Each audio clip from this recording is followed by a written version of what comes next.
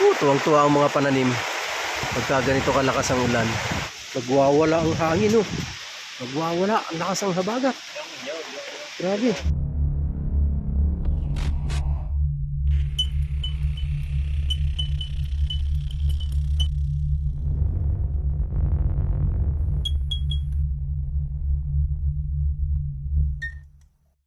Alright, mga kawardo, ayan, nagmamasilya na sila rito. Naglaan na sa mga dugtungan. Naglagay sila ng tawag ito, epoxy. Sa mga dugtungan, naglagay na ang gasa. Ayan. 3 sila ditong naggagawa eh. 3 sila. Alright. Yan. Ayan o. Okay. Tapos itong likod. Yan. Nalihan lang nila yan. Yan. Ang panahon ay hindi kagandahan. Ayan o. Umuulan na naman o. Lakas ng ulan. Yun o. Pero malayo. Yan. Dito tayo. Ayan sila. Nag-ikot-ikot. Yan tayo. Nakuha na pala yung sitaw dito. Kinuha na pala. Pinitas na pero marami pa rin pasunod na bunga. Dami pa rin yan.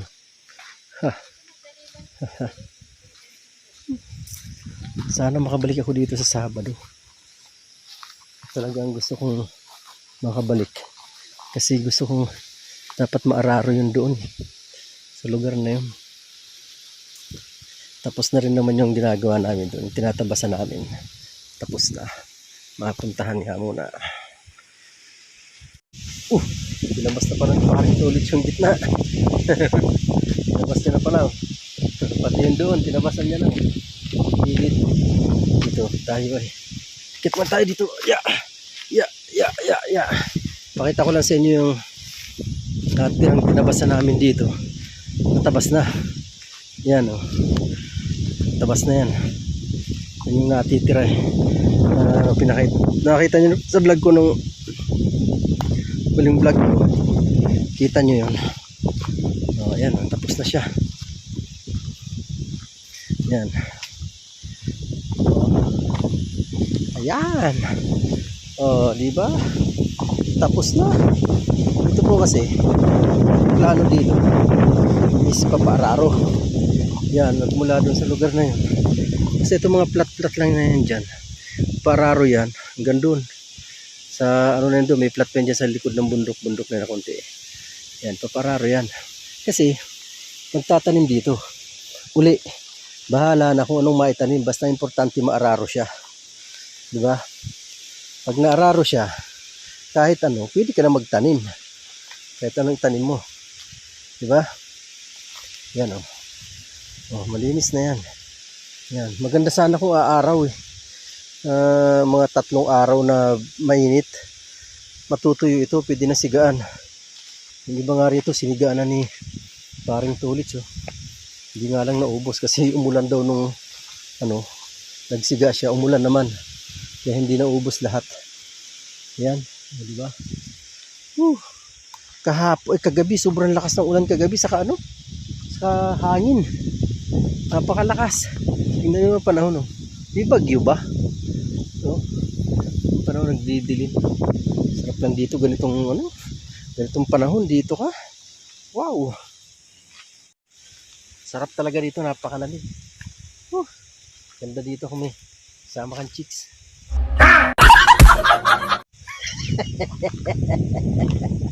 Atay tayo dyan. Gabi na tayo kay Mrs. Ayan tingnan nyo naman panahon na yun Kagabi super lakas talaga ng ulan kagabi. Grabe. Sarap ng tulog ko kagabi. Kaso mo, nagigising ako. Gawa nga ng yung trapal, lumilipad-lipad, maingay. Kaya nagigising ako. Pero okay na rin. Kanina nga umaga, ayaw ko pang bumangon eh. Bumangon ako kanina, alas 6. Pagkabangon ko, nag-iinit ako ng tubig. Tapos nagkape. Pagkatapos magkape, dinig na ako dito kanina sa pagtatabas. Diba? Ya. Ya, ya, ya. Tapos kanina, nakapagpapagis. Magandahan dyan sa ganyan, natanggal na yung makapal. Yung makapal na dami.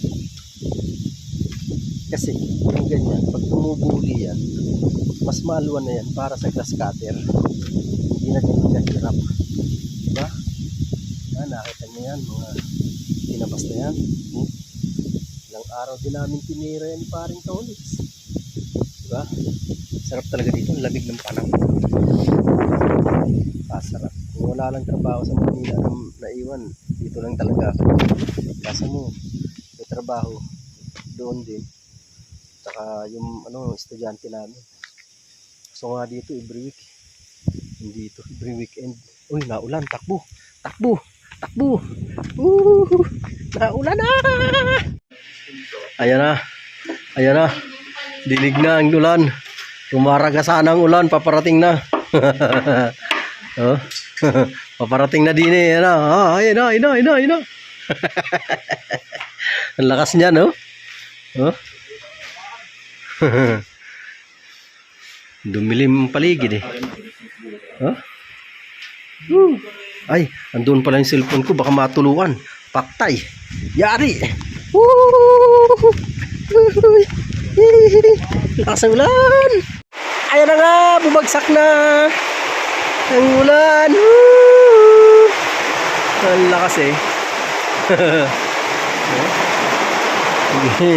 Okay lang yan sa mga nagtatrabaho kasi nasa loob naman sila eh. Wag lang sa labas, nako. Kaya lang yung tulo doon, palpak talaga ang gumawa nun. Pagka loko na gumawa nun, wala pa ng plasing yun doon sa ibabaw. Kaya tumulo tuloy sa loob, yung kisame lumubo ng pintura. Kung hindi ba namang gunggong, napakagaling talagang manggagawa yun. Oh, lakas pa naman oh. Ay, naku. Sana wag umulan ng umulan para malagyan nila ng sila na kasi maglalagay ng yung mga gumagawa diyan. Sila na maglalagay ng flashing doon sa di ba yung bubong na to na extension yung dito. Yung dulo niyan na nakadikit dun sa pader, walang flashing, hindi nilagyan. Napaka naman talaga oh. Ginoong gagmay oh. Sila na po ang magkakabit ng flashing diyan. My goodness. Oh, lakas ang ulan oh. Tuwang-tuwa ang mga pananim.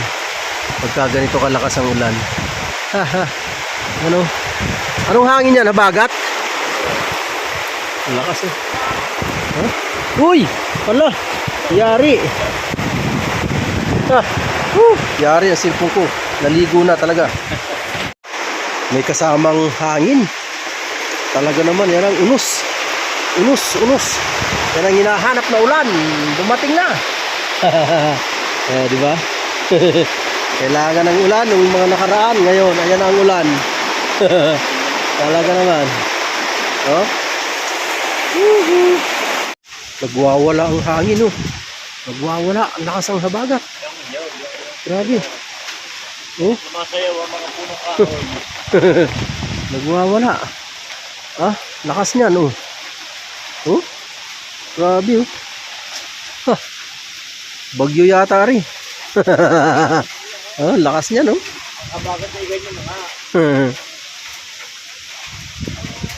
Taghabagat na talaga. Kahit naman sa amin, nabagat ganitong buwan. Malakas din. Ayos. Saan pala yung mga nyug dyan? May nahulog na nyug, oh. Galing dun. Sa lakas ng hangin. Yan o, delikado yung nyug na yun eh. Yan o. Dalawang pa naman yan o. Delikado yan. Delikado. Pagka ganitong malakas ang hangin, delikado. Magtatatambay dyan sa lutuan na yan. At nako, dapat yan mapatanggal talaga eh. Ikot dyan ang mundo mo pagka nabagsakan ka niyan. Buti ba akong ikot lang ha?